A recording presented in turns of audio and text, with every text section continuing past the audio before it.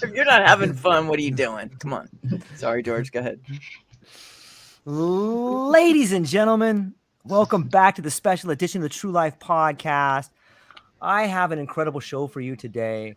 A group of co-creators who have found their way to an international bestseller with some stories that I think come from the heart and they touch the heart. And I wanted to bring everybody here today just to show that I think this world we're on, something's happening. There's just this feeling going around. The world is changing in so many ways. And one thing that I love is that everyday people are finding the courage in themselves to change themselves. And I think that echoes through the world and creates change in the world. And so I just want to start right today. I want to go through this little panel right here and introduce every one of you to the people that may or may be listening. Crystal, I thought I'd start with you a little bit. Maybe you can give us a little bit of a backstory on who you are and how you came to find the courage to write co-create in this book.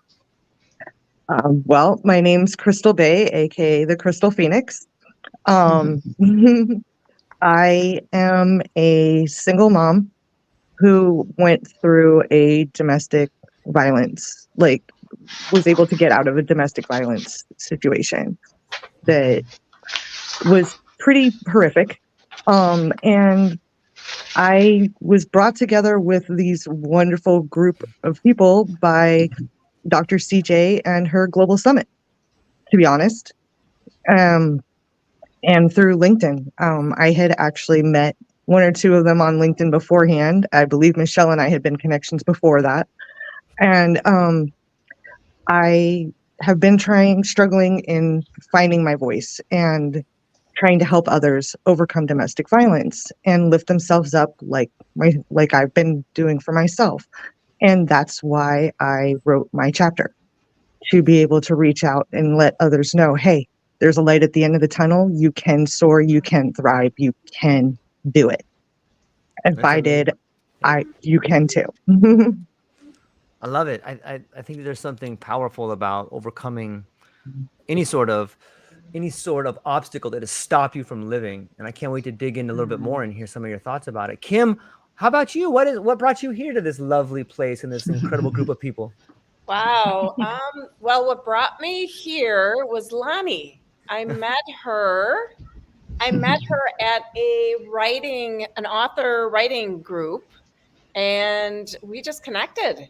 And Lonnee had amazing stories she shared. And one day she called me up afterwards. I think it was maybe a week later or 2 weeks later. And she called me and I'm going, who the heck is this lady?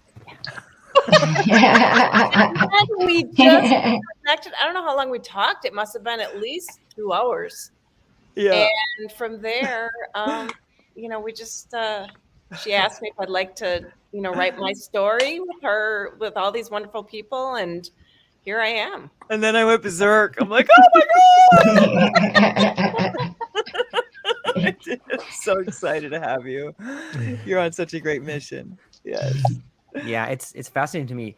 Chiyedza, what about you? Where did you come into contact first? Did you read some of the first novels, or what was it that brought you to this lovely place of being? Thank you for the welcome. It's wonderful to see you all.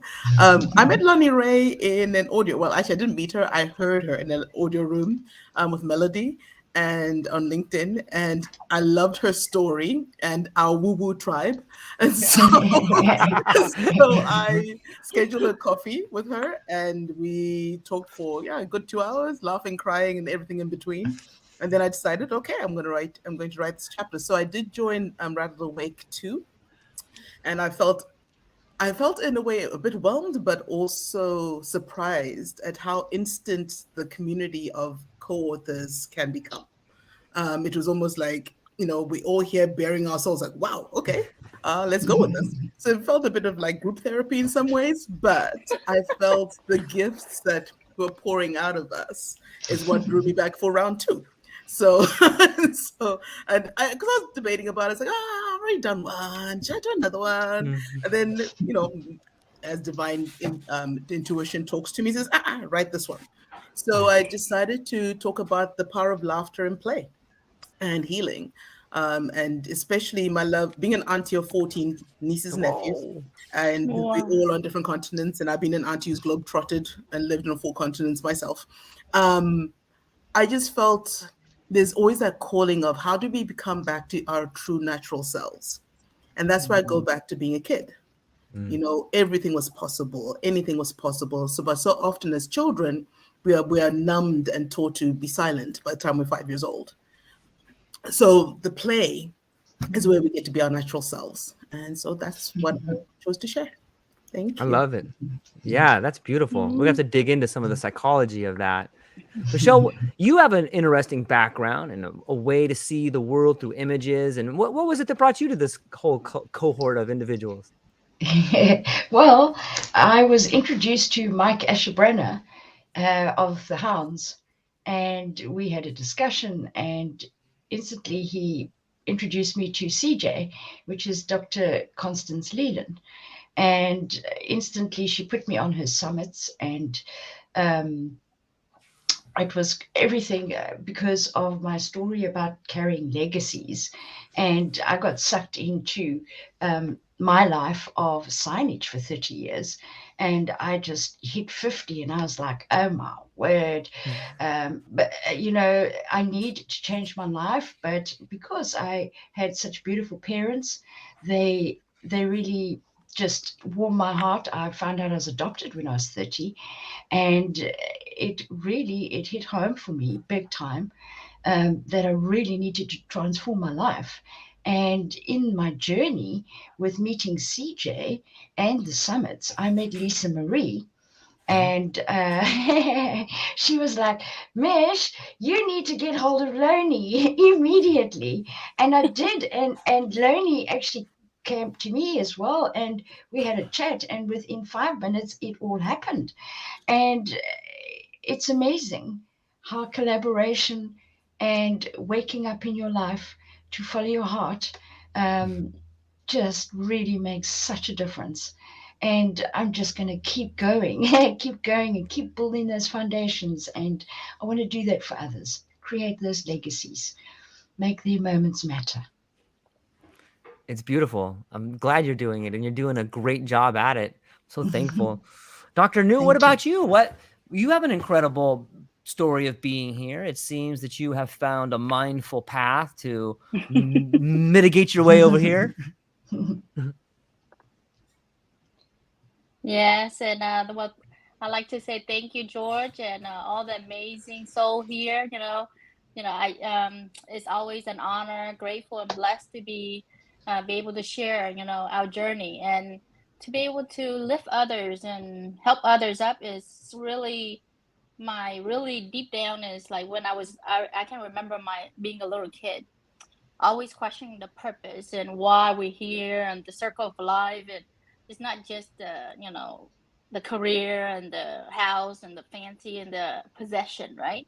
And things that what's there more to it. And I was always different, being the black sheep in the house or in school or when I came here. But that was my I think when I was on LinkedIn. I think it was on Russ show, talk about the Rattled Week, and then of course I met Dr. Constance Leland through the Level Up Academy. I was on the Global Summit as a speaker, and then the Hounds. But it was always in my kind of like a desire that we need to get out and be a voice for others. So how do we share to make an impact to help others? Because what's normal to us is not normal to others. So maybe we can share that so that way others can kind of see what's going on in another view, and maybe they can see a different perspective. I love it. I think that so much of our stories combine about seeing different perspectives. But before we get to that point, why don't we bring in Lonnee over here, who seems to have the secret ingredients of making the translating vision into reality over here. Lonnee, how do you do this? What's going on? What's your secret? I'll never tell. Come on. Oh, come on. Come on, that's my secret sauce, bro. Come on. I was actually going to do my chapter and begin by quoting Dr. Nhu, because in her chapter, you don't know that yet. Wow. That was how I started out. You, I was, because you so eloquently put that when we are centered and vibe out, we attract back. And that's how collaboration works. And that's exactly how this has worked. Yeah. I was going to quote you big time. I was just going to plagiarize a paragraph or two. Are you kidding me? Just say it. Look, if we're not having fun, what are we doing? I give you the free will. Go ahead and do that. I give you the right. It really has to do with intention. And my intention was to give voice to people that don't have a whole book, or maybe they do, but they need a launching place and some training, maybe some help, some assistance. And I love story development so much, and I love giving people an angle for their message, because I think you need to have an angle if you want to have an edge. And if you do that math, anyway, it works out. It really was about looking, honestly, George, I was looking at an email list of people in particular that had some issues, some health issues relating to something that happened within the last 5 years. You know what I mean? That. And they were not doing so good. And I was like talking to a friend, and I said, they have been rattled awake big time. And so often it happens, we're talking to somebody else and they'll go, hey, that. And that's what happened. He said, that's a great title. And I love to title things. I love to give an angle to a message. And I said, yeah, rattled awake. And before long, it was born. It was a thing. And I said, there's got to be other people with moments that shook them. And so I didn't want another self-help book. I've done a lot of those. And I'm happy that people want to share their knowledge. But what I wanted was something that was more of a bathroom book. I don't know. Where you could read a chapter and really take in a lot. And then you have another voice and another story and another one. It seemed to suit the time, and the timing was perfect for people to share their shook moment, so that they could leave at least a legacy message, if nothing else, whether they have a book in mind or not. And so I just kind of beaconed it out there. I love to connect people. Point dog, I call it. Like, who do you want to meet? Hang on, I'll be right back. And they'll just show up. Like, it's magic. It's just so much fun. Like, wait a second, just give me a minute. It'll work. It's the same way that things have manifested in my life. Just crazy things. And I wanted to do that with and for other people. And so that's the secret sauce, really, is it's about intention. And it is a big yes. And from reading my chapter, that's the way to live, is according to our big yes. So there you go. I love it.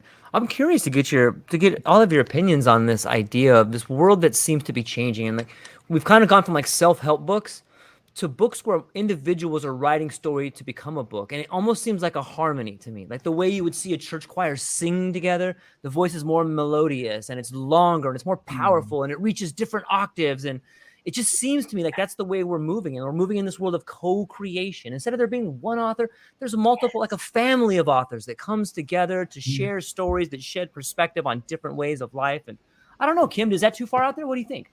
Oh my goodness. So as you know, I'm the pause lady. And, pause for a cause. That's her. Yeah. So true in everything that, I've been stepping through these last couple months, and just, it's almost like once you define your value system and your truism, like who you are, and then you just share your stories, right? People just naturally, I don't know, is there a noise? Is that mine? I'll make sure. Okay. There you go. Try that. So there's like it's like you become almost like a magnet, and it's not like it's not about you at all. It's not about me at all. What it is the shift that I am seeing in the world as well. Like you're saying, it's just, once I decided to take a stand for healing the world, just healing one person at a time. And really, I'm doing this for my daughter. My whole world shifted, and people started to hop on and say, what is this all about?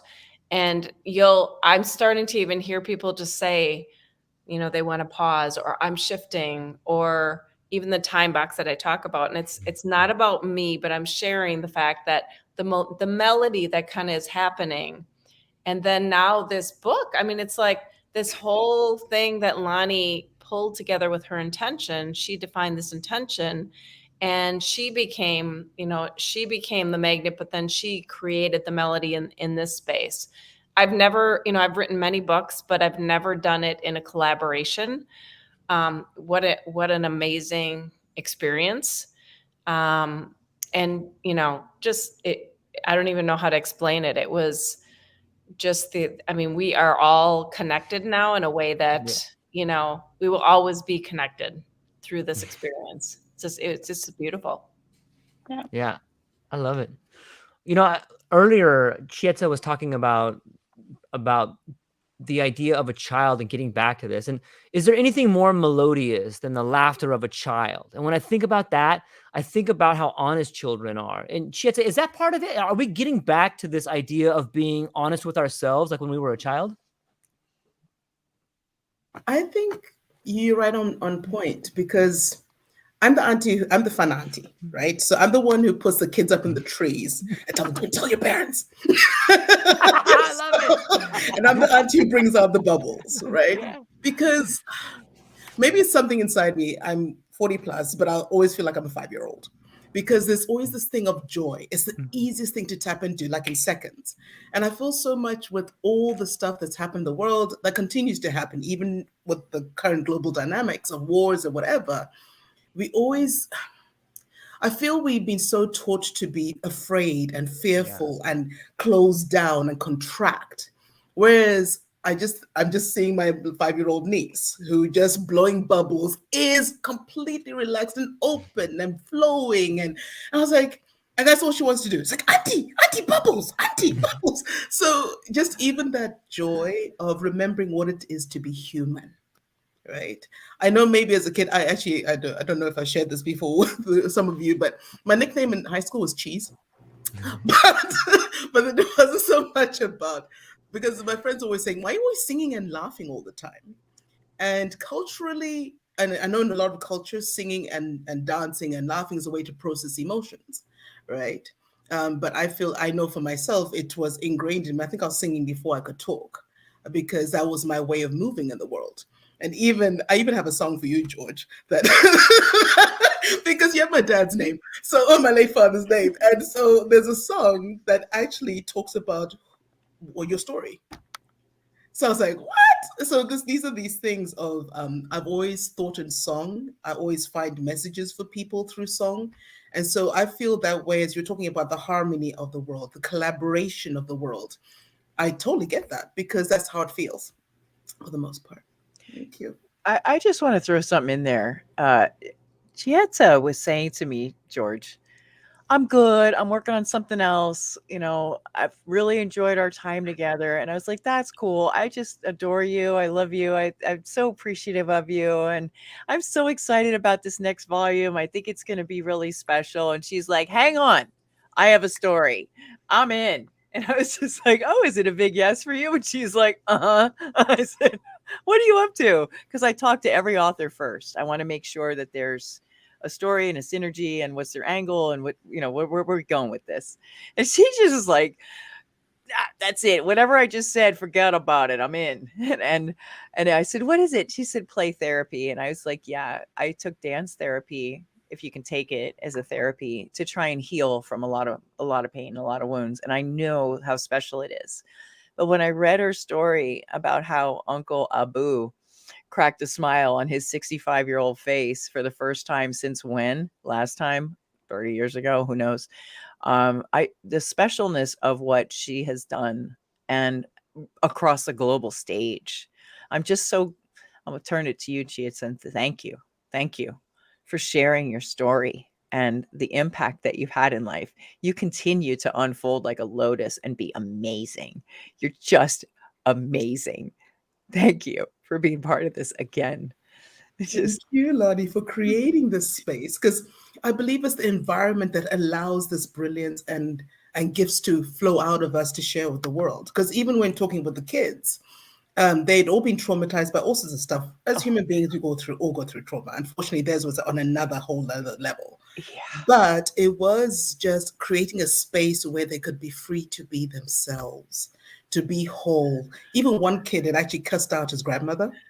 And just from whatever, he'd even run away from home. He'd just been a delinquent, right? But because of the collaboration of the games, of the forum theater, the peers were correcting him. And after the third session, his grandmother came up to me and said, "What did you do to this child?" I was like, "Nothing. I just had them play." I was like, "He's a completely different person." I was like, "No, it's about the community. We correct each other. We give each other that loving energy of this is how we're supposed to be. This is what it feels good for us to live our lives." So Lonnee, I continue to say thank you for creating the space so I could pour out that story, because we all have all these amazing stories. We just don't know where is the right place or right platform to embrace it and then to share it. So Yeah. thank you for that. No, thank you. She offered to help me laugh away my broken wrist, so I'm hoping that works. All we can do is hope. Sometimes I wonder where it's all of us, and I say all of us, I'm willing to bet that everybody in their life finds themselves in a position where they have to figure out the courage to change. And in places where there's like domestic abuse or where you're really up against the hard wall and you have to really dig down deep to find courage, I'm just curious where, Crystal, maybe you could talk about inner courage and inner dialogue, and where do you find the courage to make change in your life when you know you have to do it? Honestly, with me, it took what my daughter, my precious 6-year-old baby, said to me to get the courage to do it. She looked at me. We were standing outside with these big, beautiful hazel eyes and said to me, "Mommy, it's okay if Daddy hurts you as long as he comes home." I hit my knee. I literally, my heart stopped in that moment, and I just grabbed her in my arms, her and her sister, because all three of us were outside. He had just gotten arrested again, and that was my moment of, no, I have the strength to do this. I can do this. And I ended it for good. And I won't lie to you, I had an amazing support system to be able to do it. I had my best friend who gave me a home when I needed it and things like that. But to find the strength, a lot of times it is with domestic violence, at least, trying to save your children. A lot of times the strength comes from your children and getting out, because you don't want to see them hurt or otherwise. That's my girls gave me that final push of, I'm done. That wake up moment. That's where I got my strength, was from realizing my girls are not going to think that's okay. Wow. Thank you for sharing that. On some level, when somebody breaks a pattern like that for the next generation, I think the world can find cause to celebrate. Thank you. It's beautiful. And you've breaking a pattern like that is something that that's generational trauma on a level. And for one person to be aware of it and then break, like, I get goosebumps. Like, if you were here, I'd give you a giant hug and kiss you on the cheek and tell you how awesome you are. I'll do it anyway. You're super awesome, But and I love the way you brought up, like, I saw the signs. I see the look in my daughter's eyes and this angel looking at me. And the world is speaking to us through us. And I think Michelle has some ideas she's been in signs her whole life. Does your idea of symbology and imagery, like, how do you see nature talking to us? Or are there different signs that you see, Michelle, with the abilities that you have? Well, I will tell you, in all honesty, I think it's just more in my heart and what I see out there. And if something is reaching out to me, I know it's touching other hearts. And it just makes me really want to express it and make that person's story just so special. So it's a matter of, I pull out the emotions or the expression or the feeling just to marry those words, because they are so special. And yeah, with going through my past, it really touched my heart, because at 18, my father dies in front of me at my age now, the year before that. I was almost on my deathbed and needing to go on life support, and then he dies in front of me alone the next year, and it hit home and it stayed with me all the years. And yes, I got very conditioned in my signage industry along the way. And then mom slips into Alzheimer's. For 12 years, she was my child. But she said to me, Shilly, you need to do something with your art. Now, I had studied art as an illustrator from school, straight after school, but I got sucked into signage. There weren't computers then. So I was doing airbrushing and all those kind of things. And then, of course, computers came in, everything else came in. And you get sucked away from your love of your life. And I did it parallel to my career. So I still built a huge foundation. And that's what I want to say to people. Even though you get sucked away from your dreams, don't let go of your dreams, because you will keep building your foundations. And that's where my passion's lying, because my wake up moment was realizing at 50, 52, oh shit, I really want to follow my heart. I want to do all this stuff. I want to say thank you to my parents. I found out at 30, I never knew I was adopted. And I'm like, crap. Dad was the oldest of 7 brothers and sisters. Nobody told the secret, because everything is a shh in those days. And I was so blessed. I was so, so loved. They also adopted my brother. And eventually, when I did speak to him, Mum was slipping into Alzheimer's. So we both felt exactly the same. We were so, so blessed and so, so loved. And this need for me to share their love, their unconditional love, by not being biologically connected, is very doable. And I see this world crashing around me, and how many children are left without parents through COVID, through these wars. And I'm like, we need to reach out to our children. We need to carry on the legacies, because who's going to remember all those parents and all their family? It's so important to carry legacies and the memory of those that we love. And if I can be a very big part of that, to help marry stories with heart, then that's what I'm going to do with absolute full force. So thank you. Yeah.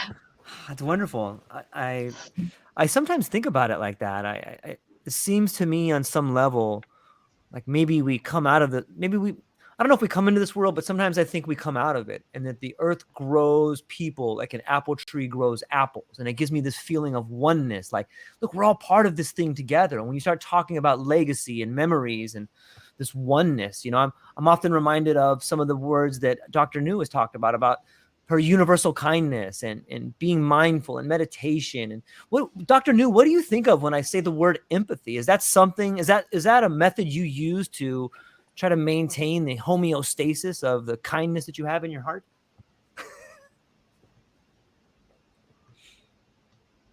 Yes, and really go above the empathy is compassion, to not only see the person in their shoes, but really, how do you help others? The heart and the desire to go above, not just to feel I get your pain, but how can you alleviate that pain?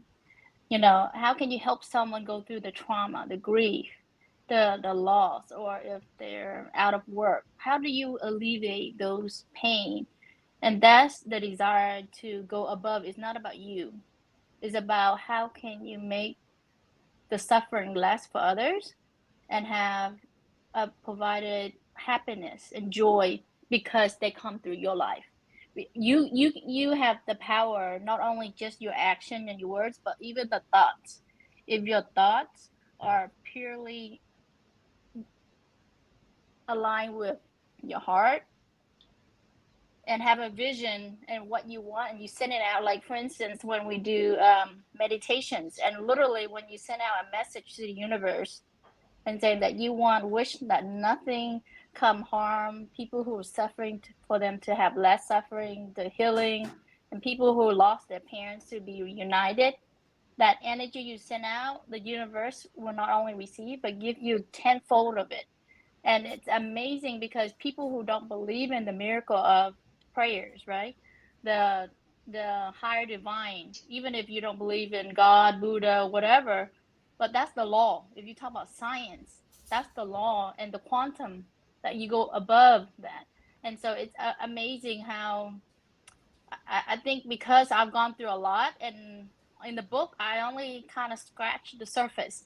There's more to it, but I don't want to kind of fire hose people. But literally, I get this goosebump because a lot of things are what I want, even my vision, my thoughts. I haven't write it down, I haven't say it, but it come to me because of my intentions. It's always there. I haven't lose sight of what I need to do, because when you are grounded like that, you won't be swayed.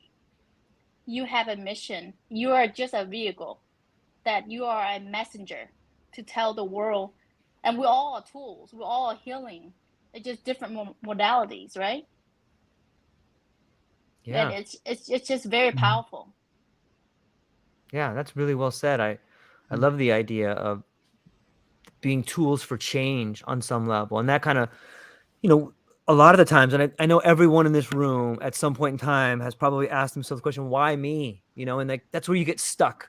This why me? And the answer is because you're strong enough to handle it. But more than that, I know you can handle it. And when you're done, I want you to go help other people. If people can understand that this thing that's called suffering is a collective sharing of pain, like, wow, then it becomes this thing where, hey, the suffering becomes the thing that binds us together. Lonnee, you talk to so many people with so many stories. What do you think is the relationship between suffering? Like, you talk to so many people and they all have these stories. How do you see the relationship between people and suffering? And is there a greater good? Can it be a gift? The relationship between people and suffering. I don't understand the question. Well, it seems to me that on an individual basis, we suffer in silence, and it's very painful. I hate that part. Yeah, of course, all of us do. But isn't it necessary so that you can find someone else who is suffering, and then you can see yourself in them? When you brought us all together, you had spoke a little bit about the way in which all of our stories tie together and create this woven tapestry of, look at this beautiful imagery right here. But this all came from pain. Like, all of us are sharing stories that maybe on some level when it happened, we weren't proud of, but we found a way to weave it into this incredible blanket that can comfort people. Like, that's the story of suffering, right? Like, do you see that? And you've done it for 24 people so far, Lonnee. So, like, I guess does that even out the question a little bit? Like, what is this thing called suffering? Piston, I'll ask a question for you. I appreciate the question, George. Not everybody gets back up, and some people identify with their suffering as, and I did for a long time. Personally, I was an angry person. I tell people I was pissed off for 5 years as a joke, but it was a lot longer than that. And what I think that we've decided to do was to make it matter somehow. And I used to say that prayer myself, somehow, some way, someday, make it matter. That, I haven't just gone through this for nothing, because this has not been shits and giggles. This has been really, really hard. And I hope that it can someday serve somehow. And what I found is that there were other people like me. I'm not the only one who wants to bring some kind of, here's the magic dust that worked for me. I hope this works for you. Try it on like a shirt, see what parts fit, throw away the rest. That I know that everyone has their special sauce, their special, their path that they cultivated, and the breadcrumbs that they want to leave behind. I couldn't be the only one. As far as I don't think that I don't think our planet was meant for suffering. I think that it has devolved into that. I believe, if we want to go there, George, and I know you can. Yeah, whatever you want. the quandary that I face is, if we have a higher self that knows better, why would we dumb down and come here? Like, what the fuck, right? That doesn't make any sense at all. Like, it doesn't. I think that there has been a lot of overbearing control or manipulations over what this beautiful planet was meant to be, and that there are those of us who recognize that still and are still just fighting like blooms coming out in the winter snow, just going, you know what, fuck you, I'm gonna do it. You know, try and stop me. No, don't, because I've been through enough things. I think what we're trying to do innately in all of us is that there is a core understanding of, hey, this actually could be better, should be better, maybe even. And I'm here to restore my little tract of land, my little place of influence. And when I saw on a bigger scale what was going on, a global scale with the clown show on Parade, and I just went, oh, okay, it's like that, huh? Oh, okay. I can't fix that. But what I know is that locally we can make a difference. Think global, act local. And so how can we transform ourselves, transmute what we're seeing, and then translate it into a way that can become relatable and useful to other people seeking to get out of their pain in some way? And feeling confounded for decades and feeling broken myself, and that I was never going to get any better. Things were never going to be anything but a struggle. And that was my destiny, my whatever. I was just like, that part sucks. I don't like that thought. Maybe there's something else. And when we start questioning, maybe there's something else, maybe there's more, that's when the answers start to come. And so I question the need for suffering. I don't believe in it. I don't. I think it has been brought on. But I think it's an imbalance in a natural system. For instance, nature knows what to do if we just leave it alone. And I think human beings, for the most part, 99.9% of us that aren't NPCs, are genuinely real people. You can laugh, Crystal. It's okay. I'm just calling it like it is. Is the way I see it anyway. Take it for what you want. That we are genuinely love-based, and those who aren't don't like us any more than we care for those who want to hurt people. And so there is this duality going on of, well, we should just allow all things. And yeah, I get that. But I don't think that we should condone or be silent when there's suffering unnecessary that's motivated by profit and greed and ego. And so as humans being here, doing what we're doing, I think it's up to us. It's on us, those of us who get who we are and our spiritual connection and the power that lies within each of us, to impact change from the inside out, and to ripple that out like a little pebble that's thrown in the middle of the lake. It will not only reach the edges, it will go back to the center too. And I think in that regard, we can create waves that matter and that don't accept that suffering is okay, because it's not okay what's happening for people and to people. They didn't manifest that. They didn't come here to experience that. I don't buy that. I don't. I think it's happened to them. I can't imagine a soul saying, yeah, I want to be, SRA. I can't. It's just not okay with me.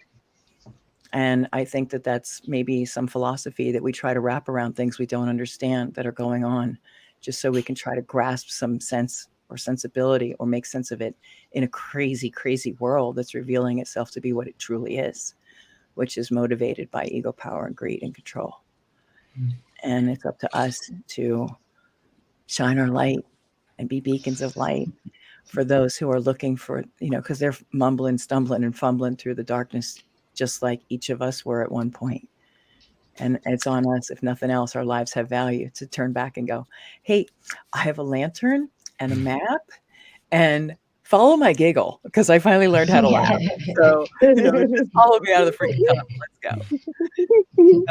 Whatever's happened, I don't think it needs to be your future and your destiny. And I don't think you came here just to experience being beaten up or hurt, or that's your that's your purpose. I don't think so. I think really ultimately our purpose is to realize, call bullshit and say, no, no, I'm not buying the story. I'm not buying the whole wraparound that this is what you came to experience. Because if we really did have a higher self, and I believe we do, it didn't intentionally decide to dumb down and come here. I don't think so. I think that we have been subjected to some really dark things. And us with strong lights and strong spines and strong will are standing up and going, you know what? Not Yeah. doing this anymore. We're not. Yeah. Because silence is compliance. And so I wanted to give voices in the Rattled Awake movement the opportunity to say, I found my way out, follow the light and the giggle, and we'll find our way together. Yeah, I think that there's so much trauma out there. And maybe I heard a good quote one time that was something along the lines of you can't control what happens to you, but you and you alone can control the meaning of it. And it sounds to me like when you find a way to control the meaning of your story, you can change your life, because you can change the outlook and you can change your relationship to things. I don't know, Kim, what do you think about changing Whoa. the meaning? This is and great. What do you think? Yeah. Well, so really, Lonnie's onto something here. So what I'm actually very data driven. I'm a computer scientist, cognitive scientist, but I'm also an artist, right? And I am totally hearing what you're saying about this fluff around whatever that word is, right? What I teach people is really the framework around getting the tangibility of what they are dealing with, patterns, triggers, anger, stress, fears, all those soft things we talk about. I always say soft skills, right? And there is a way to understand the judgments around what we see in it, but we have to go through a framework to understand, a simple framework, and then understanding that it's all data.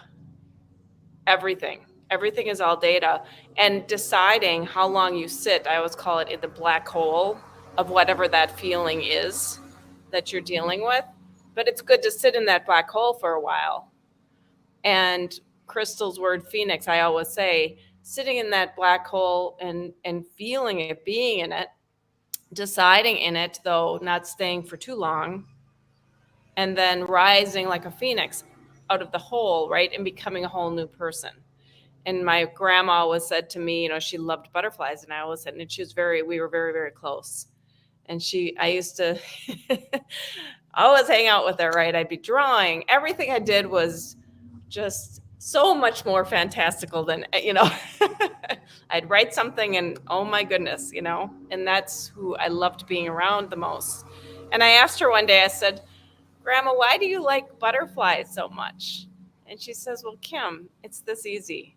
She said, there's a little caterpillar crawling along. And she says, it's just amazing how a caterpillar and kind of an ugly thing that's crawling on the ground can turn into this beautiful, beautiful flying creature.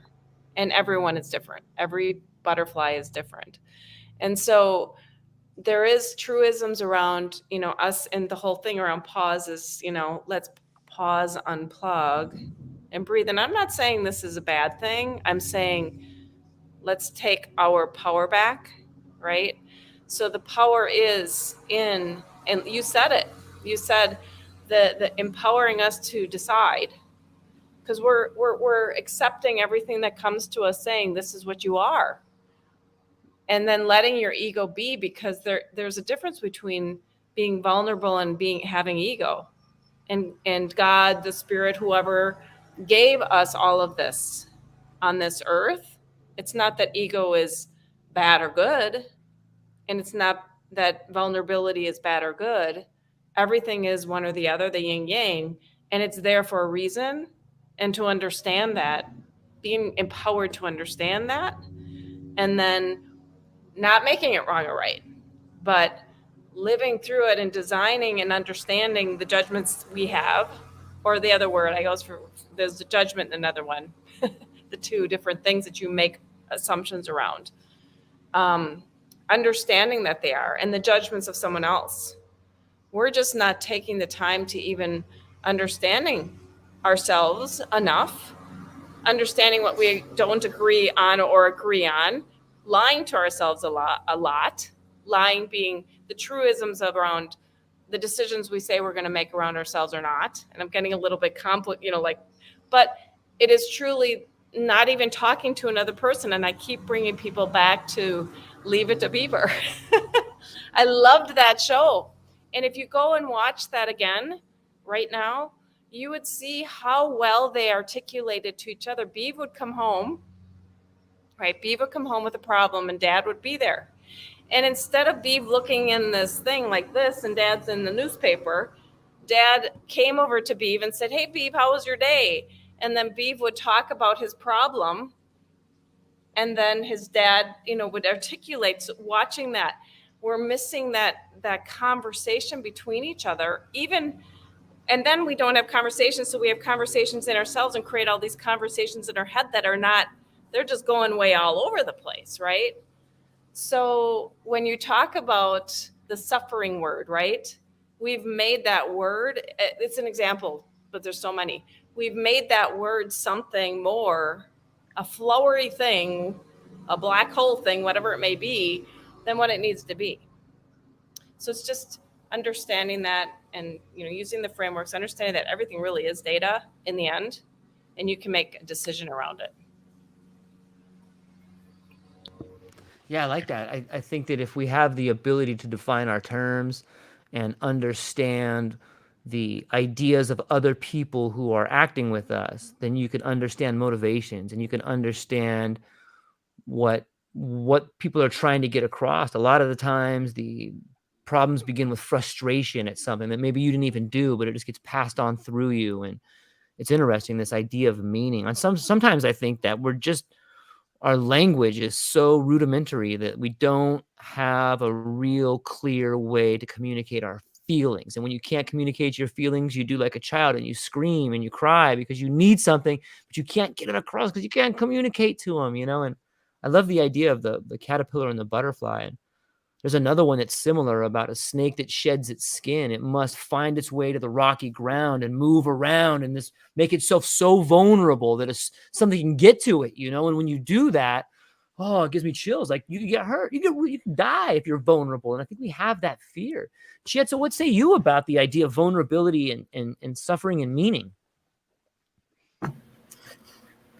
The word ritual came up for me. Love it.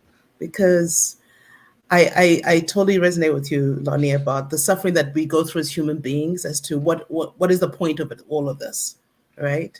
And I've been through my 20 plus years of doing various healing processes, but I come back to my origins. I'm originally Zulu Shona from Zimbabwe.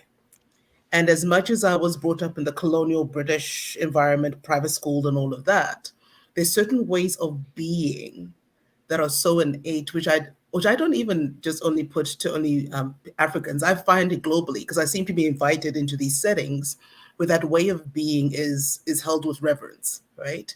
The way of being is called Ubuntu. And I know the various cultures have the same name, like as is Enkalesh in Mayan. I know it's even just Namaste for the Indians. It's basically the divinity in me sees the divinity in you. I am because you are, right? So in recognizing that whatever suffering I'm going through, I'm also connected to somebody else's suffering, but at the same time, I can also be connected to somebody's joy, somebody's compassion, somebody's peace. So as much as we're going through those various emotions, what I've found in a lot of cultures is the power of circle, the power of doing something that channels it where you don't need words. That's where the music comes in. That's where the chanting comes in. That's where the dancing comes in. And I've been in circles like that with either Native Americans or even at home in Zimbabwe. It's the same thing. You have all-night rituals of processing all of that emotion, processing all of whatever needs to be shed, as you said, like a snake, and even birthing from the being a caterpillar into a mariposa. I'm already thinking of Encanto. I'm singing in the side of me, Right. so the guitars. Yes. So I was thinking about the mariposas. So So that's where I'm feeling that as much as we see all the suffering, etc., I think a lot of cultures know how to transform that energy, right? Through ritual, through dancing, through singing, through even the drum. I know it's very popular. That's the heartbeat, right? Once you get into the rhythm of that heartbeat, the magic that happens when a whole circle of people are doing it, even within, I know I used to even do a thing of sitting in silence, but even in that silence, synchronizing your heartbeat, synchronizing, just being fully present. You don't even have to say a word. You can be there for 5 minutes, you can be there for an hour, so I guess mainly what I'm saying is there is that calling of how do we bring back ritual into our daily lives? With all of this modernization, unfortunately, we've been mostly being alienated from it. And yet I still feel it's very present because my great grandmother decided to come back through me. And I know that's sounding woo woo, but what I mean is when I was in college, my sophomore year, I was feeling lost. I was being so well educated in Minnesota, learning all these degree stuff, but I kept feeling that the more I learned in that college, the less I knew about myself. And so I looked up and met a teacher who happens to be Jewish American in Berkeley, California. But she'd been playing the mbira, which is our Shona instrument that that's been played for thousands of years. And in 2 weeks, I was taught 12 songs and how to play them, which she says nobody ever does that. But then I got back home and I was playing this one particular song to my grandma. I was like, oh, grandma, yeah, this is what I learned. And I'm playing it. And she starts sobbing and saying, how can my granddaughter, who's lived in China and the US, come back to me playing my mother's song? I did not know a single thing about her until that moment. What? Yeah. Wow, that's so I cool. play it every day because that's my. So as much as it's not just a physical, like you said, Lonnee, the higher being, we have access to that. Yes. We have access to that way of being. It speaks through us, even just the way that you bring us together, Lonnee. I was like, wow, it's that internal wisdom that continues to find itself. Yes, unfortunately, we go through some sufferings. Yes, unfortunately, as human beings, we go through whatever we go through. I know even for myself, I know you can't see it, but my head was split open and my cheek ripped, shredded with barbed wire when I was 10 years old. Oh. But again, when it's not your time, it's not your time. And I'm so grateful that I've lived the life that I have, because even when I was thinking about you, Dr. Nhu, especially, because I've been through a lot of like the art of living and a lot of meditation and a lot of, not just even yoga, but even in the art of living, they also presence the power of singing. They call it satsang, right? Where all you're doing is singing and being fully present to your divine connection. And all of that completely transforms so many different people. So over and over again, you hear people have been healed. People are much better. I know I played my mbira in certain places and people come up to me. It's like this one professor when I was in grad school comes up to me, he says, Chiyedza, I was in a car accident 3 days ago. My whole spine was bruised. I could barely walk. Just from listening to your song, I can walk freely now. And I know it's not me. I feel we all channels of that. I didn't expect to go that deep today. Go, girl. But that's where the word ritual comes from me. In all that we're doing, even the power of the circle in storytelling. That's how I feel it's been like for me with you, Lonnee, even with these past 2 experiences. Wow, in 1 month. But yeah, when the pressure's on, you need to do this, and it happens. Where even there's always a lot of cultures that do the power of sitting in a circle and sharing stories. I always just picture the fireplace or even underneath the tree, right? That's where we get to be and to listen. Because unfortunately, our very fast-paced cultures these days don't know how to listen a lot more. And that's why I love the LinkedIn audio rooms, because we're forced to listen and not be distracted by, what people look like, whatever, but just really listen to what is being shared. And also, even in the power of listening, I find people bare their hearts much more easily because they feel heard and seen, even if we don't see them. Does that make sense? So I'll pause there. I was just thinking about ritual. That's what came to me. Thank you. I love it. I often just thinking about someone sitting in a circle, like if you're in a circle, you're part of something. And it's just the whole symbolic understanding of I'm part of this thing right here. And it brings up the idea of like ceremonies and rites of passage, which seem to be absent in the Western world. And if Imagine a young woman or a young man going through a ceremony where they're becoming a woman or becoming a man. And the young child gets to see their older brother going through a ceremony that one day they'll go through. The older brother gets to go through it and see his little brother and the elders. The elder gets to remember a time when he went through it and when he didn't go through it. And in some way, you're getting to see the progression of life and all its strengths and all its traumas from a third person point of view. And like, we don't really have a whole lot of that in this world. Dr. Nhu, what do you think about the incredible comments that Chiyedza was talking about, rituals and whatnot? What's your take on all that? It's a cultural, spiritual that I guess for me it's more of like it's in our DNA, right?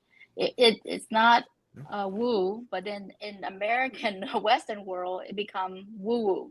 Oh, you talking about that higher being that nobody physically see with their naked eye, that you're not able to sense the rationale of. That's where our mind become blocked because we become judgmental, right? So in our cultures, I know that people share what they believe, but for me, in our cultures, we believe in past life, reincarnations, and why we're here and the things that happen to us, and whether the pain, no one wants pain. No one's here to request pain, but how we deal with the situations, how we deal with the emotions, whether it's inflict on us, someone calls us by whether it's verbal abuse or physical abuse or environmental things that are happening to us, but it's how we deal with it. And that's the challenge, I think, in the Western, because in the world that we live in, material and things like that, we don't lack none of that, right? But we lack is the eternal bond that we all are one. That going back to the oneness, we all crave for love. We all crave to be heard. We all crave to be healed. No one wants to be sick in bed, right? No one, at the end of the day, what is that commonality? When we see positivity, everything will be positive. But the same situation, when we see negative, then you're going to start having war. You're going to see bias. You're going to see, oh, you don't agree with me. I don't like you. And this and that that's how it caused. But if you see that it is beautiful on one perspective, that's like the tree growing different branches and leaves, right? We're all connected. We're all one. We're brothers and sisters, that we are divinely, whether you believe or not, but we are brought together for a reason. And it's when you realize that and when you embody that, not only your life will change, other people will change. That's the transformation, when it really becomes who you are and you take power back to you. And one of the things, I guess, as a science background, I have a doctorate degree in pharmacy. Some of the things that I see challenging, right, as far as in the Western world, is it just give me a quick pill, right? Mm-hmm. Whatever it is, just slap it on, give it to me. I don't want to hear about it. And and literally, oh no, my pain's not real well. Give me something higher. It's the expectation of a fast, microwavable, instant world, right? I want quick result. I want quick success. I want whatever you have. But a lot of things, so it become the ego that we talk about, the money, power, and people wanting. So really, it's when I've dived into and I said, people are wearing masks when they literally saying they're here to help people, right? Profession, no matter what industry. But if you have really a purpose in saying, okay, you are a doctor, you're a pharmacist, you're so-and-so. But if you're not really taking care of your patients or your community, and patients, like your art is your patients, right? If you're talking about joy with the kids, the app, the customer is whatever it is in your industry. But at the end of the day, how are you serving? How are you aligning? And most of them, if they really, and you see them, they're not really aligned. It's all about money, quota, status, this and that. So with the healthcare, when I was like unraveled, I said, when we really look at it, all the plants that we can be treated with, that medication wise, when you talk about, we can definitely treat people with. But some people believe it or not, that's a different story. Acupuncture. I mean, you talk about a lot of modalities that doesn't need just a quick pill, even though I'm a pharmacist, but everything is unless I'm dying. To that point, I'm not going to resort to taking a medication that's going to cause you a side effect, because then you become addicted. And people, when they talk about why you're addicted, so the education piece is a lot, but then also the cultures that we have to break this for our next generation. That's why I would say that we have to not be in silo and seeing the things that are not doing right. We cannot be involved in saying that I'm gonna just survive so I can make a career and feed my family when you know that it's not right. We have to be, because I've been in the pharmacist, in the retail world, in the CVS, when we're like 14 hours a day. I can remember drive through customers and checking out and all that. But just imagine the patient's care. Do you think that that's quality? And the patient and the pharmacists don't want that. But the corporate, when they make decision, it's all about what? Money at the end of the day. But if you really look at you serving a purpose and you helping, you cannot allow those. And if you see it, I have to step out, right? You have to have a power to say, no, that is not right. Speak up, because then you're feeding the karma, the negative contribution that is much higher than you, than when you saying, why does this and that? So when you really take it ownership, then you say, you can't not say that why it happened to you, because you own up, right? Because let's say if the doctor tell you, you have to lose weight, you have to do so-and-so, you have to, now I'm going to be offensive to some people who smoke right here.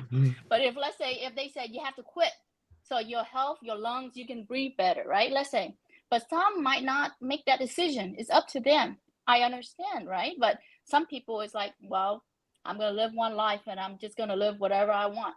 So that's their choice. But then it also affects other people. There's secondhand smoker, right? That affect by the breathing of that. So I think it's, if you really own up to, and how we collectively can help as a community, as our oneness, right?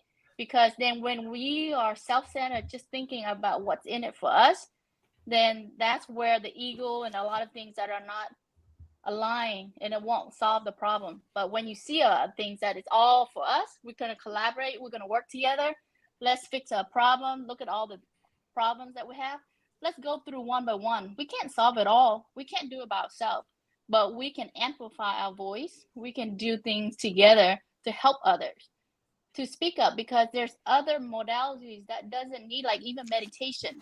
You talking about healing from blood pressures, you talking about heart rate, when people taking like a beta blocker to help reduce their heart rate.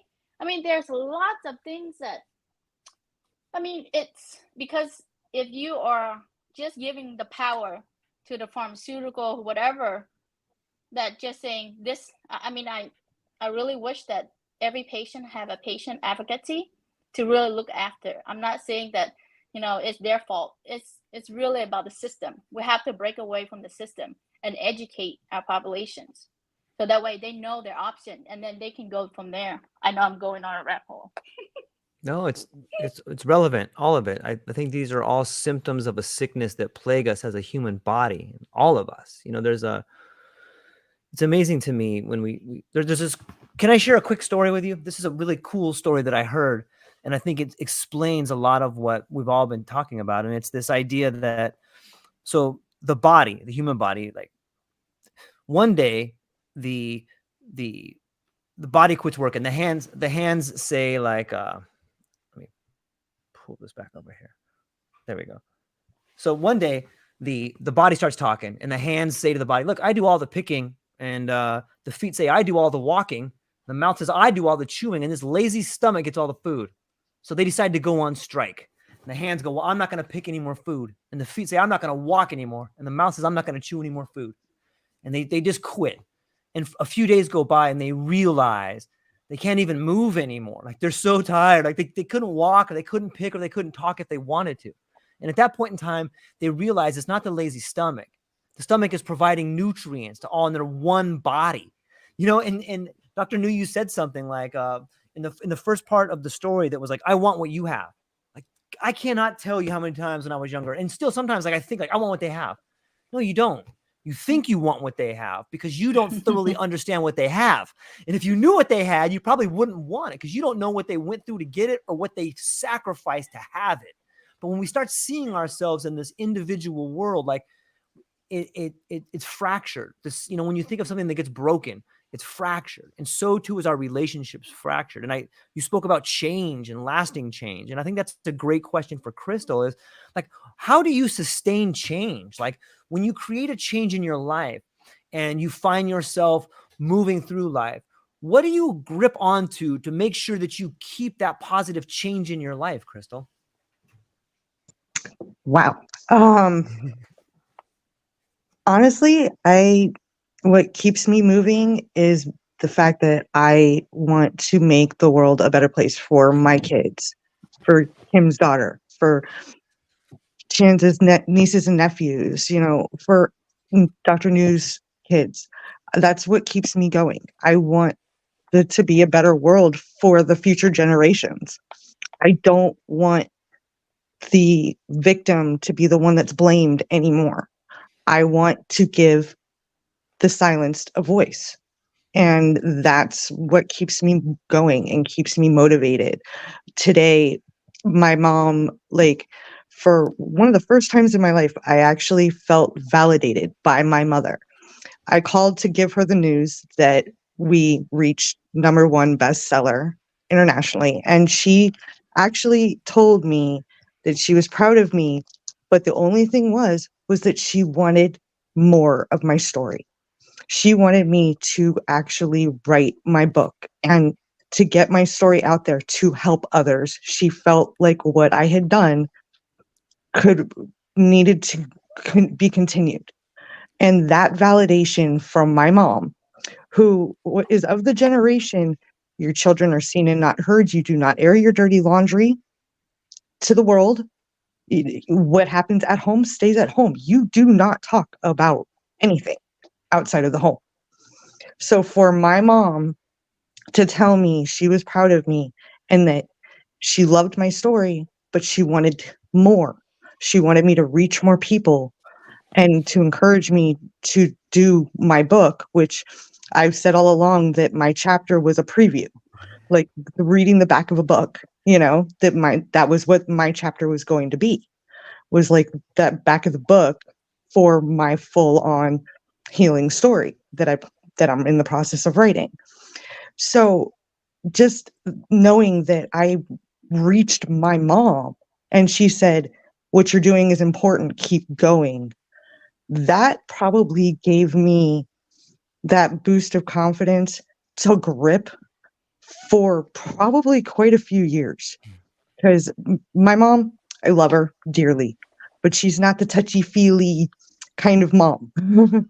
I had the longest conversation with her today than I have in probably about 4 years. And it was because she was proud of me and she believed in what I was doing. Well, okay, longest conversation without her yelling at me. Let's put it that way. So just like knowing that I'm reaching people, that I'm helping people, that I'm shining that light, that is what motivates me and keeps me being positive and not, sinking into the depression of, being a failure at my relationship. Now, granted, I have a wonderful relationship now with a wonderful man who supports me. And yeah, we have ups and downs like any couple. Don't get me wrong. Every couple fights. Yeah. Okay, that's normal. What I went through before, not normal. But he's so supportive of me. And I'm so grateful that I have a positive relationship now. And I'm able to open myself up to love again, because so many people who come out of domestic violence don't even want to try. They feel like, they can't trust themselves. They can't trust anybody else. And I got lucky and was able to open my heart up again and found who I feel is my soulmate. He'll jokingly say that he let me move in and he just couldn't get rid of me. You know, he tells me that all the time, joking around. But he also says, well, I don't want to get rid of you because why am I going to have to train a whole nother crazy and get used to a whole nother crazy? But that's how we tease and we play. And, you know, to me, that's a healthy relationship. You know, you banter, you play, you know, but when it comes down to the hard stuff, we talk and we work through it together. And he's a shoulder for me to cry on or, you know, bounce ideas off of. Or if my tech is failing me, honey, you know, because he's a programmer. You know, he's the yin to my yang. I'm arts and crafts and he is tech.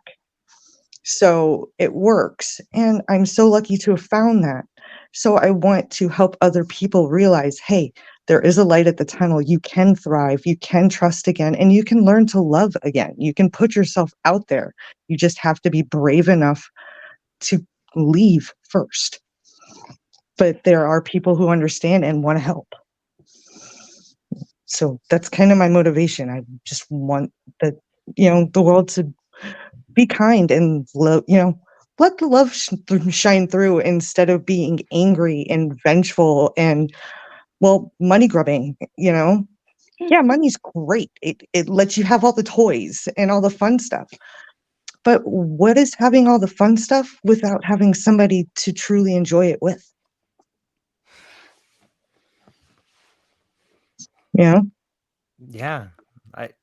You know, I once heard someone say that that there's two kinds of people that come out of tragic events, and one of them is, because this happened, I can never love again. And the other one says, because this happened, I'm going to love more than I've ever loved before. And it sounds to me like you're the latter, and it makes me want to cry. It's so beautiful. I love it. I love that you have a beautiful relationship and that you love yourself enough to be loved by someone that you deserve to be loved by.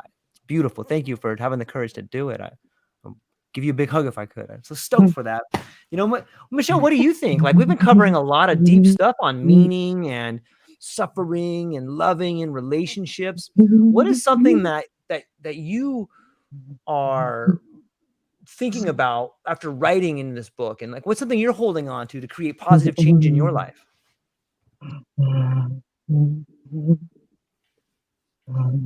Oh.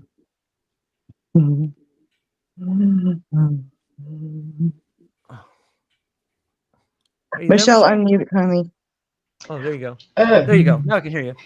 I actually wanted to just share with you guys, sorry about pain and shock and all that kind of a thing. Because obviously when you find out you're adopted, it is a bit of a shock.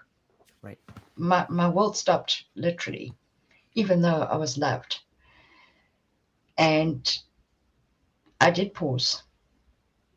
Kim, very important to pause in life. And I think everybody needs to pause when they're in shock, because they will do things that they shouldn't. Out of the way that they feel. They need to process things. By processing things in life and shock, you can actually start dealing with it in the right way. And you ask yourself all the questions that you need to. Do you want to actually follow your heart? And now are you going to stop and say, no, I'm not going to go and meet these people? I was one of those. I'm not going to not continue. I actually wanted to share the message with them, to meet them, to say, oh my word, you must have been thinking about me all these years. I want to come here to say thank you for what you did for me. And that was my approach. And my approach being that way, I have a big heart. And if something good comes of it, so be it. And I will tell you, for the last 20-something years, I've integrated everybody and my 6 brothers and sisters into my life. And who gets a second chance in life with 2 more parents? I did go through my biological mom's passing. And she died 2 years before my mom at 81 died of Alzheimer's. And I was there personally in her passing as well. And I prayed. And it's by keeping faith and your belief in things in life that if you follow your heart, you will be heard. And God did something for me that day, because I said to him, I was driving out and my last day to say goodbye to her. And I had to, because I had to fly out to see her. And I said, Lord, she saw me in this world. I want to be there to see her out. My sister from my father's side of the family, she's driving me. And we arrive at the hospital. And she met some people that she knew because we were in a different province. And I said, well, I got to go up. I feel the urgency. And we all know that calling when you get that gut feeling. So I go up and the doctor says to me in the ICU, are you the oldest? Because she's busy passing right now. You need to call the family. I had my 10 minutes with her and I thanked her from the bottom of my heart for what she did for me. It must have been the hardest thing she could have ever done in her entire life.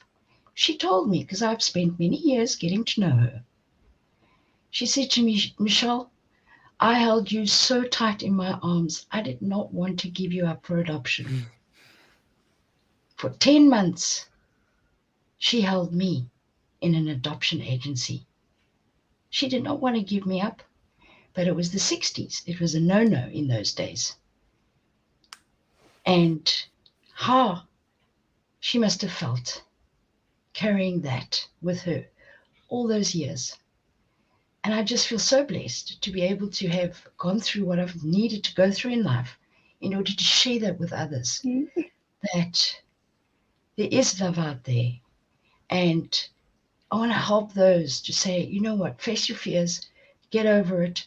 The sooner you get over it, the better, because then you know which direction you're going. Don't sit on the fence and have all that, because that's where illness comes. If you hold all those burdens on yourself and all that fear of not facing it, just deal with it. It's either going to be yes or it's going to be no, or it's going to be a mess. What do you want in life? And you know, my biological mom, she too was given up for adoption. And she asked me to look for her mom. And 3 days before I went up, I found her mom. That's my grandmother. It took many years, but I did. And the saddest was, she was 2 hours drive away. And I was doing it through a third party. And she said to me, well, she actually didn't reply, but I wrote to her the whole time to say, you know, do you want to see your daughter out? And she never wrote back. And then my biological mom passed. And 2 weeks later, she phoned me. And she said, I didn't have the heart. I've never told my family. I have three other children. They do not know. And she said, and I can't know you either. So I had to pause again. And I had to respect that. Sometimes in life, you've got to make choices and move on. I will tell you, 1 year later, on the passing of my biological mom, I did phone her just to see how she felt. And she still felt the same way. But I never contacted her again, and I wish her all the best. But at the end of the day, I am not going to have regrets. I did what I needed to do in life. And I'll keep doing that and keep facing it, because I do believe I'm here for a reason, and that is to pass on unconditional love, the love my parents gave to me and the love I can give to others through the journey that I have really, really gone through. And being in the presence of 2 parents passing, my biological mom waited half an hour after us spending a whole day together.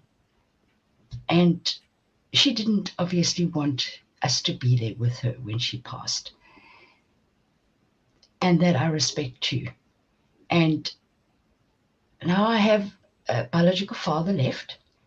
And yes, I have 6 brothers and sisters and so many nieces and nephews. I cannot keep up with birthdays. It's like crazy.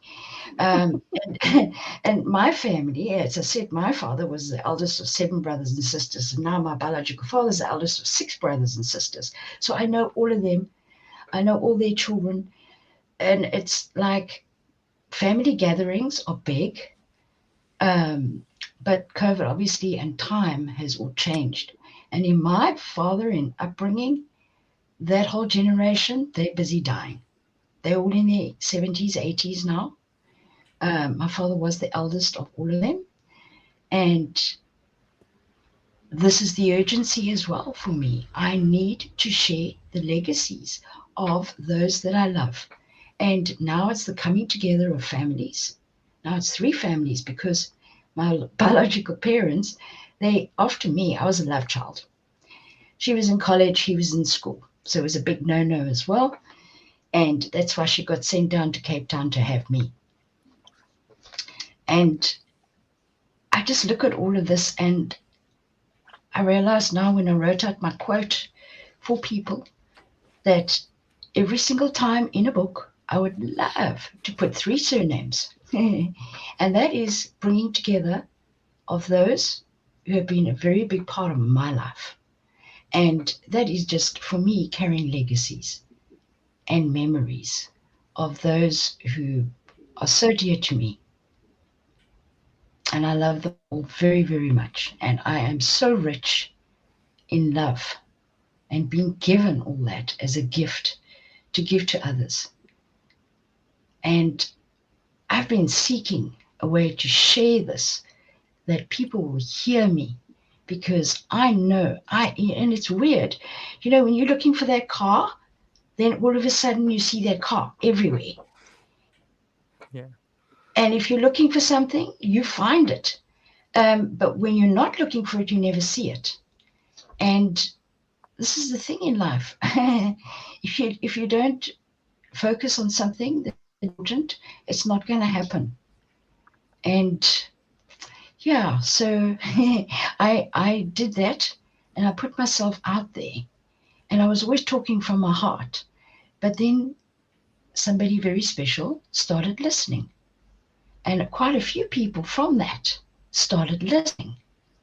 And it's something so special that I really, really need to share, that to carry on legacies is being forgotten. Everybody's been sucked into all this noise. And in the old days, there weren't anxiety and all this bloody blah and all the medication and road rage and I'm getting into this world of, oh my word, I went grey when I turned 30, I'll tell you now. Because everything just changed so fast. I mean, geez, you come from nothing into everything, and I see how fast everything's going, and I see how our children are being brought up. We're not climbing trees anymore and playing outside, and we're losing the value of the most important things. I'm still a big kid too. We got a tree house. I'm in my 50s and I dig this tree house. do you know what I'm saying? I love dancing, love music, and it's about bringing the social things back into life that are so valuable.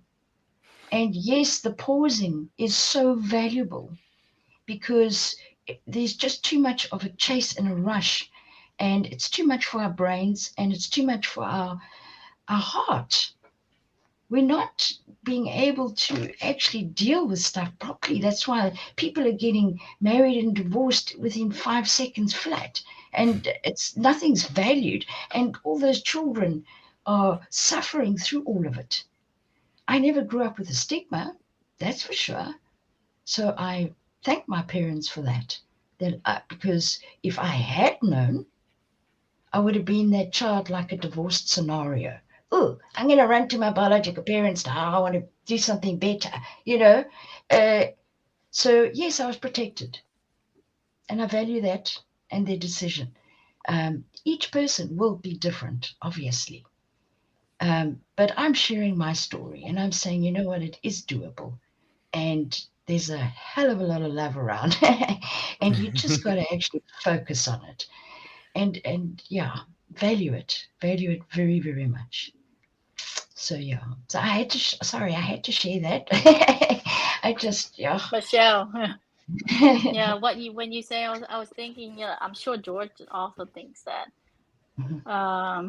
But I'm just here, like, when we're looking at being the present moment, when people talk about mindfulness and meditation, is not the woo-woo, is how are you showing up right now? Are you really in sync and being present right here versus, okay, what am I doing tomorrow? What am I doing this and that, right?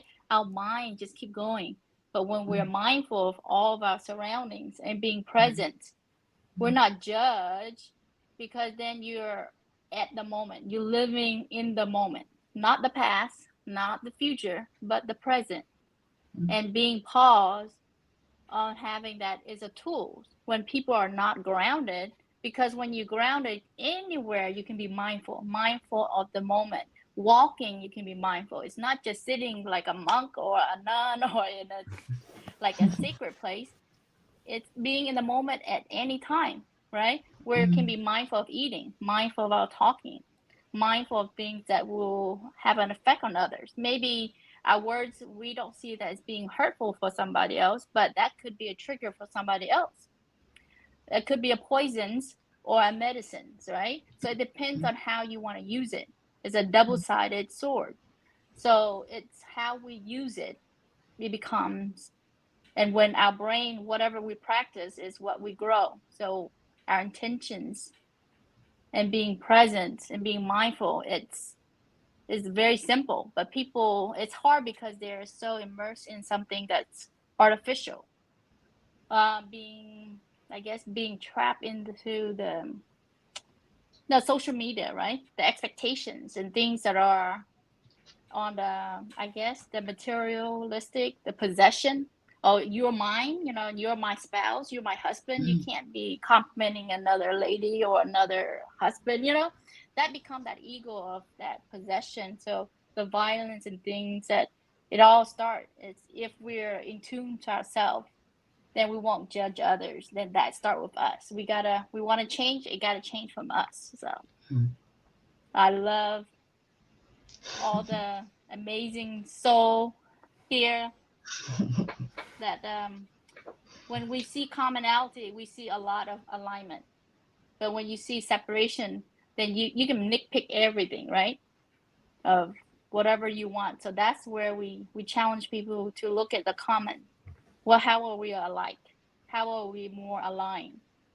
We have a lot in common than we all think. We're not different. Yeah, it's well said. I always say, be careful for what you wish for. When I was younger, I was, Mom, Dad, I want more brothers and sisters. And I'm like, oh, crap. Look at me now. And then my sister, one sister was picking me up at the airport when I went to go visit. And her daughter was with us. And she was sitting in the back of the car saying, Mommy, I want more brothers and sisters. So I turned around and I laughed at her and I said to her, well, careful what you wish for, because that's what I did. And look, now I've got 6 more. and then the best was she's got 2 more brothers and sisters since then. So there's now 4. So look, big gaps. So yeah, careful for what you wish for too sometimes. Yeah, it's well said. Lonnee, as we're getting ready to land the plane here, I thought I would kick it back to you for a summary of how you're feeling. Maybe you can tell people a little bit about the Rattled Awake series and this volume in particular, or is there any other thoughts that you have, or maybe you could summarize some of the ways you're feeling right now. How much time we got? We are different. There's skunks and there's roses. And even if you're a rose, if you get in a room with a skunk, you're going to come out stinking because skunks spray. So the best thing you can do is recognize that there are telltale signs. We are different. And there is a reason for that. And I'm okay with that, because God makes skunks the way they are and they're perfect, and roses too. But you better know that if you get into it with a skunk, you're going to come out stinking. I'm just saying, we are different, and we have to be able to recognize that. I'm dismayed at the mesh and blending of saying, well, you can't use judgment. You need to have good judgment. You absolutely have to have good judgment skills. That is not being judgmental. Being judgmental is putting a person down and yourself up.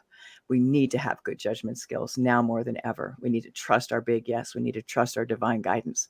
I genuinely believe that there are certain things that our cells, literally our cells, have carried in this lifetime to remedy, balance, fix, whatever it is. And sometimes they manifest as physical maladies, situational experiences. But I think that we can put an end to that and just say, screw it, I'm out, exit the matrix this time. We don't have to keep doing what I call reincarceration as opposed to reincarnation. I genuinely believe that we are part of a bigger picture that maybe we're just now starting to understand. And it's a rather cosmic conversation that we don't have time for a landing on, a wrap up on. But there is a lot more to it than what we've been shown. And as far as the destiny that we have, my experience with a natal chart reading that showed me that they were able to tell that I was 3 when my parents got divorced.